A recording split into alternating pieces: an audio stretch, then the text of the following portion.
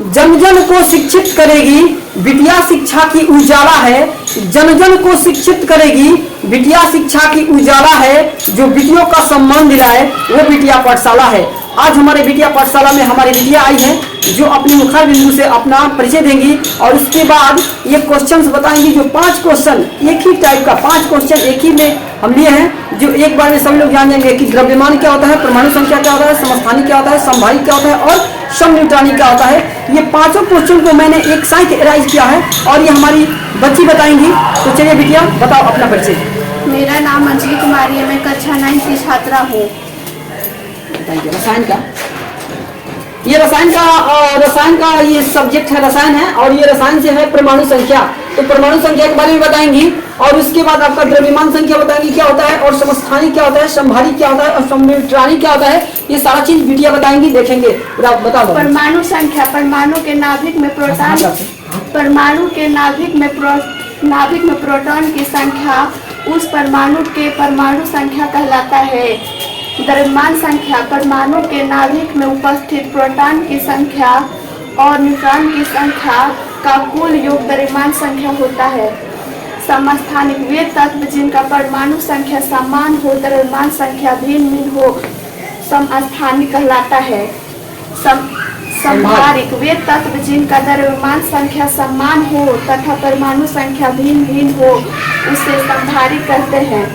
समन्यूट्रॉनिक जिन तत्व का परमाणु द्रव्यमान संख्या और परमाणु संख्या का अंतर समान हो, समन्यूट्रॉनिक कहलाता है। जैसे में यहाँ पर आप लोग को एग्जाम्पल भी दिया हुआ है, तो देखेंगे। पहले हम लोग देखेंगे कि प्रोटॉन परमाणु संख्या क्या होता है। तो परमाणु संख्या परमाणु के नाभिक में जो प्रोटॉन होते हैं ना, उस प्रोटॉन की संख्या को हम लोग कहते हैं, उस परमाणु के परमाणु संख्या कहा जाता है।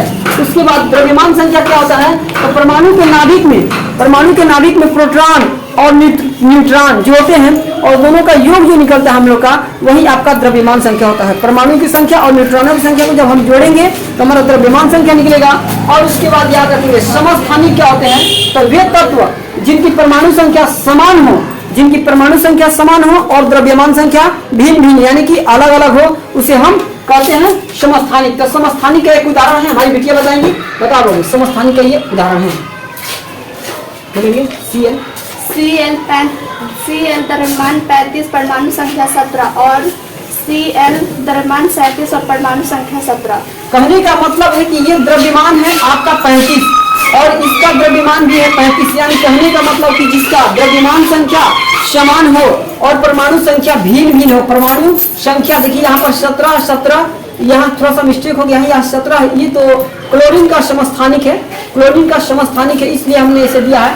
यहाँ पर हमारा एक साइन कुछ भी रहेगा, 15 रहेगा या 16 रहेगा, समझेंगे। तो द्रव्यमान संख्या कर है कि जिसका द्रव्यमान संख्या भिन्न भिन्न हो, द्रव्यमान संख्या भिन्न भिन्न, यानी हमारा यहाँ 36 है, द्रव्यमान है आपका भिन्न और ये द्रव्यमान भिन्न है, लेकिन परमाणु संख्या समान होना चाहिए। परमाणु संख्या समान हो तो उसे हम क्या कहेंगे, समस्थानिक कहेंगे। जैसे हमारा परमाणु संख्या 17 है, परमाणु संख्या 17 है, तो समझ जाएंगे कि हमारा समस्थानिक है। उसके बाद समभारिक के बारे में बताओ बाबू। Ka परमाणु द्रव्यमान 86 और परमाणु संख्या 36।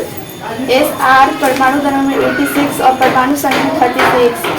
यहाँ पर भी देखेंगे थोड़ा सा मिसप्रिंट हो गया है, समझेंगे। जिनका द्रव्यमान संख्या समान हो, द्रव्यमान संख्या 16 है और इसका हमें देना है कुछ भी परमाणु संख्या यहाँ पर देना है।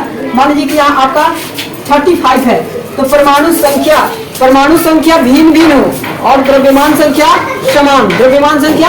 समान हो।